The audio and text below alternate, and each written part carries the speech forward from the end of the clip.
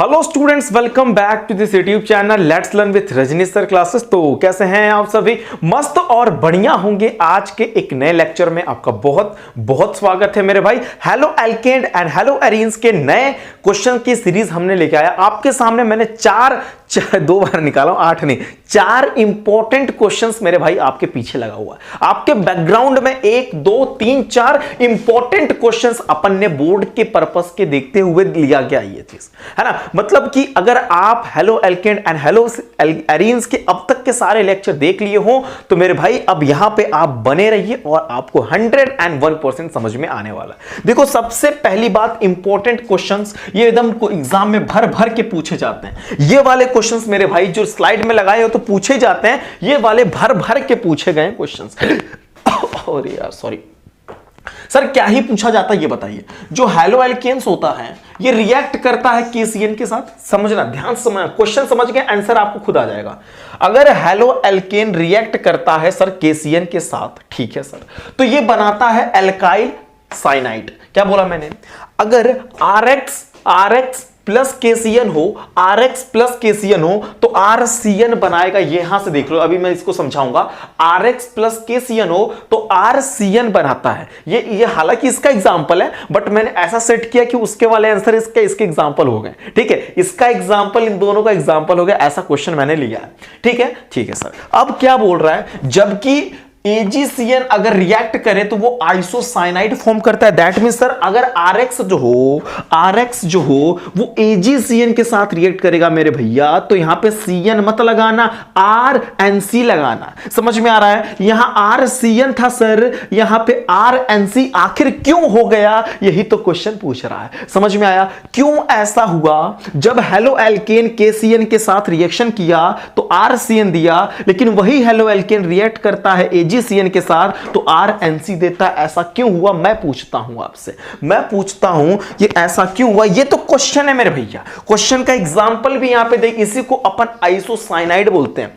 NC है तो isocyanide है और CN है तो साइनाइड है। समझ में आ गया? Very good. चलो उसके बाद सर आंसर की अब अगली क्लास में जब ध्यान से देखना, KCN इज आयनिक कंपाउंड। ध्यान से देखना सर, KCN एक आयनिक कंपाउंड है, ठीक है सर। ये प्रोड्यूस करेगा CN नेगेटिव, ठीक है सर। एक लाइन समझाते चल रहा हूं। KCN में जो देखो, KCN एक आयनिक कंपाउंड है, राइट सर। इसमें समझो AgCN सर एक कोवेलेंट कंपाउंड है। दोनों को एक साथ समझते चलोगे तो समझ में आएगा। ठीक है सर, आखिर क्यों KCN ने CN दिया और AgCN ने NC दिया? आखिर क्यों ऐसा हुआ? पहला रीजन समझना कि KCN मेरे भैया आयनिक कंपाउंड है तो वो Cl नेगेटिव ही तो देगा, लेकिन AgCN मेरे भाई कोवेलेंट कंपाउंड है तो ये अटैक तो करेगा, लेकिन नाइट्रोजन एटम मेरे भाई वो अटैक करेगा। Nitrogen atom through nitrogen atom के द्वारा। NC था ना, CN था ना, तो C नहीं करेगा, N के साथ बॉन्डिंग हो जाएगा मेरे भैया। यहां पे देखो, R को N ने इलेक्ट्रॉन दे दिया। दैट मींस इस तरीके का मामला, AgCN के बीच कोवेलेंट बॉन्ड बनेगा। So attack take place through nitrogen atom, so alkyl cyanide isocyanide will be produce. Answer दे दिया मैंने, लेकिन एक बार जरा देखना, यहां पे एक बार जरा देखना। The attack take place through the carbon atom as CC bond is more stable than CN bond, so alkyl cyanide will be produce. कुछ नहीं सर, एकदम इजी, बच्चों वाली बात कर दिया इसने तो, है ना। यही लिखा है कि जब KCN की क्यों ऐसा NC देता था, क्योंकि KCN मेरे भैया आयनिक कंपाउंड होता है और आयनिक कंपाउंड है तो ये CN नेगेटिव प्रोड्यूस करेगा, और जब सॉल्यूशन के अंदर क्या देगा? CN नेगेटिव देगा। ठीक है, तो जो अटैक करेगा वो कार्बन पे, ठीक है, तो CC bond is more stable. आपको एक बात पता होना चाहिए, कार्बन का बॉन्ड जो होता है वो मोर स्टेबल होता है। यहां पे देखो, यहां पे R है तो C होगा जरूर इसमें, और ये C है तो CC बॉन्ड बन जाता है इसमें, और ये मोर स्टेबल होता है। इस वजह से CN बॉन्ड का फॉर्मेशन हो सकता है, क्योंकि R में C होगा और इसका C, दोनों के बीच में CC में एक बॉन्ड बन जाएगा, जिस वजह से alkyl cyanide will be produce हो जाएगा। ये मैं बोलना चाहता हूं। लेकिन AgCN क्या था? कोवेलेंट कंपाउंड था। कोवेलेंट कंपाउंड है तो अटैक टेक प्लेस करेगा नाइट्रोजन एटम से, बस यही बोलना, यही डिफरेंस है कि AgCN कोवेलेंट कंपाउंड है, KCN आयनिक कंपाउंड है। तो KCN में जो C है वो KCN में जो C है वो एल्काइल में भी तो C है। उन दोनों के बीच में जो बॉन्डिंग बनेगी वो मोर स्टेबल होती है मेरे भाई। यही मैं 4 बार बोल रहा हूं, एक बार रीड कर लेना, एग्जांपल ये वाला कॉपी कर लेना यार, यही एग्जांपल चल जाएगा। RX प्लस AgCN तो RNC बन जाएगा। सर अगर RX प्लस KCN हो तो RCN ही बनेगा ना? यस सर, RCN ही बनेगा। समझ में आ गया? चलो नेक्स्ट क्वेश्चन देखते हैं। What are ambident nucleophile? Explain करिए विथ एग्जांपल। क्या बोला कि एम्बीडेंटेंट न्यूक्लियोफाइल क्या होते हैं? एग्जांपल के साथ बताइए। एग्जांपल एग्जाम में भर भर के पूछे गए क्वेश्चन कि न्यूक्लियोफाइल तो पता ही है sir, electron rich chemical species की बात होती है न्यूक्लियोफाइल, लेकिन वो बात ना है यहां पे। बात ये है कि एम्बीडेंटेंट न्यूक्लियोफाइल क्या होते हैं। तो सुनो, इधर आओ, इधर आओ, इधर आओ। एम्बीडेंटेंट न्यूक्लियोफाइल उसको बोलते हैं जिसके 2 डोनर साइट हो लेकिन एक टाइम पे एक ही का यूज करें। मेरे पास 2 हाथ हैं, यस सर, लेकिन आप एक टाइम में पढ़ाने के लिए इसी का हाथ यूज कर रहे हैं ना? ठीक है सर, समझ में आ रहा है। तो कहने का क्या मतलब, मेरे पास 2 हाथ है लेकिन मैं कभी इसका यूज कर लेता हूं, कभी इसका यूज कर लेता हूं, लेकिन एक टाइम पे मैं एक ही हाथ का यूज कर रहा हूं, लेकिन है तो मेरे पास 2 हाथ ना, मेरे है तो 2 डोनर साइट्स ना। कभी मैं चाहूं तो इसका भी तो यूज कर ही सकता हूं। बात समझ में आया कि नहीं है? कुछ ऐसा मामला है मेरे भैया, कुछ ऐसा मामला है कि the nucleophile that can attack through 2 different site, 2 different site से ये अटैक कर सकता है।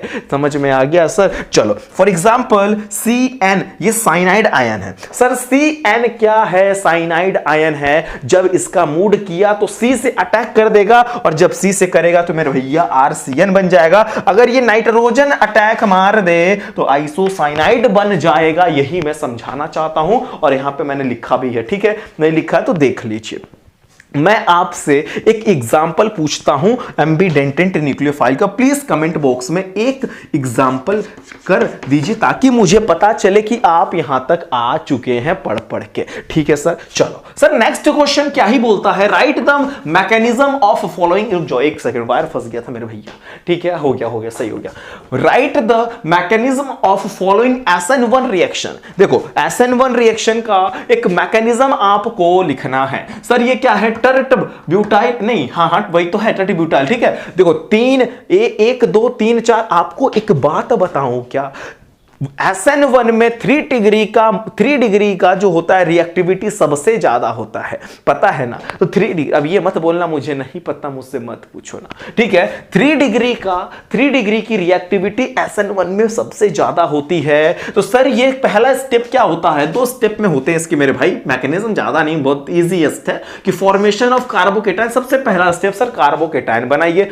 ठीक है सर, कार्बोकेटाइन बनाएंगे, ये Br नेगेटिव मेरे भैया अलग हो गया। ठीक है सर, दूसरे स्टेप में अटैक द न्यूक्लियोफाइल, कोई OH नेगेटिव आएगा बाहर से, अटैक मारेगा और ये फास्ट रिएक्शन होगी। ये देखो CH3, C लिख के 3 बार, C लिख के 3 बार CH3, और मेरे भैया OH हो गया। ये पीछे से भी अटैक हो सकता है, आगे से भी अटैक हो सकता है। वो सब क्लास यहां पे नहीं मैं बता रहा हूं, इन्वर्जन और रेटिनेशन की क्लास होती है। बस आपको मैकेनिज्म की बात थी तो मैं यहां पे बता दिया। अब इन्वर्जन क्या होता है, रेटिनेशन क्या होता है, प्लीज कमेंट बॉक्स में बता देना यार। मुझे उम्मीद है कि आपको यह बात पता होगा। बस जितना पूछा था उतना मैं आपको समझा रहा हूं, क्योंकि टॉपिक नहीं पढ़ा रहा मेरे भाई, लेकिन हां बता तो देता जा रहा हूं बीच बीच में कि आपको इन्वर्जन, अम्ब्रेला इन्वर्जन, पता है वॉल्डेन इन्वर्जन, ये सब चीजें आपको मैं पढ़ाया हूं। अगर नहीं आ रहा फिर भी कमेंट बॉक्स में बता देना। उसकी क्लास नहीं है यहां पे, सिर्फ जितना बोला उसने कि इसका स्ट्रक्चर बनाया मैंने, ये यहां पे जो भी चीजें था और मुझे यहां तक का सफर तय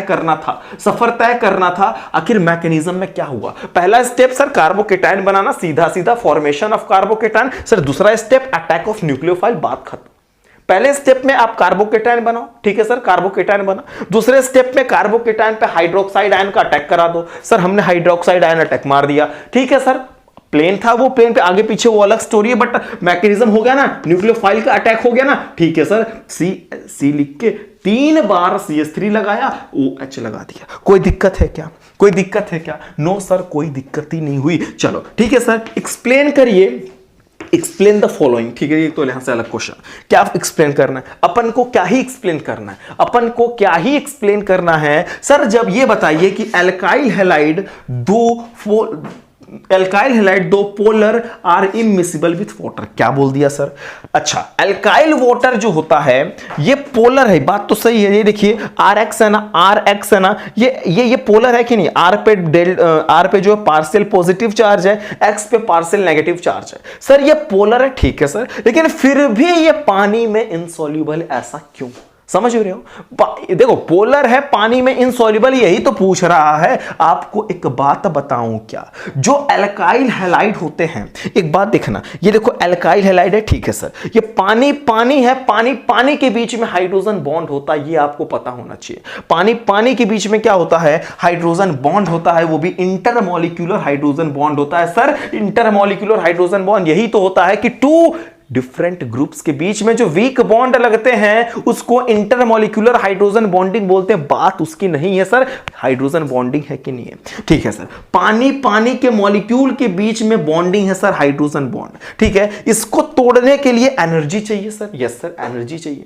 उतना एनर्जी ये नहीं दे पाते जिसकी वजह से ये टूट जाए, ताकि मामला, अब ये देखो ये एक्स और ये पानी के बीच में, पानी है ना वहां पे, ठीक है सर। अब बात को समझना, मैं क्या ही बोलना चाहता हूं, एल्काइल हैलाइड आर पोलर, ठीक है सर, ये बात पता है, ये तो क्वेश्चन ही बोल रहा है यार कि एल्काइल हैलाइड पोलर है, बट आर इनसॉल्युबल इन पानी में ये घुलता ही नहीं है, पोलर होते हुए भी, आखिर क्यों, चलो देखते हैं। Because energy required to break intermolecular of H bonding of पानी, है ना, क्योंकि पानी के बीच में जो इंटरमॉलिक्यूलर हाइड्रोजन बॉन्डिंग है उसको तोड़ने के लिए एनर्जी बहुत ज्यादा चाहिए, ताकि तब तो हाइड्रोजन हैलाइड वाटर हैलाइड के द्वारा उतना दिया नहीं जा सकता, उतना हाइड्रोजन हैलाइड ये जो है ना वाटर हैलाइड उतना दे नहीं पाते कि टूट जाए। समझ में आ रहा है क्या बोल रहा हूं, एक बार लाइन रीड कर लो, समझ में आ जाएगा कि एल्काइल हैलाइड, स्पीड में बोल रहा हूं मैं, मेरे को पता है, मैं 2x पे बोल रहा हूं, अरे मेरे भाई टाइम नहीं है अपने पास, 15 दिन है, आप क्वेश्चंस को रीड करो, मुझे समझो क्या ही मैं बोलना चाहता हूं।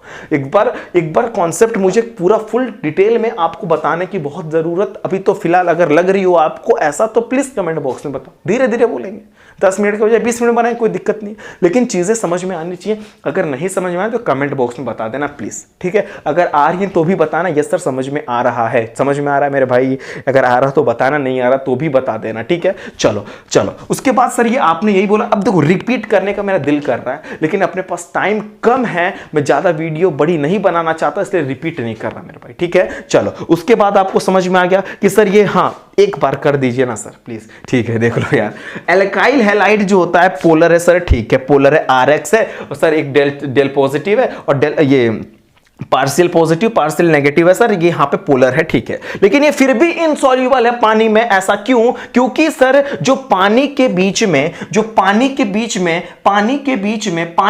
के मॉलिक्यूल के बीच में इंटरमॉलिक्यूलर हाइड्रोजन बॉन्डिंग को सर तोड़ने के लिए जो एनर्जी देनी पड़ती है वो उतना नहीं दे पाता कि ये टूट जाए।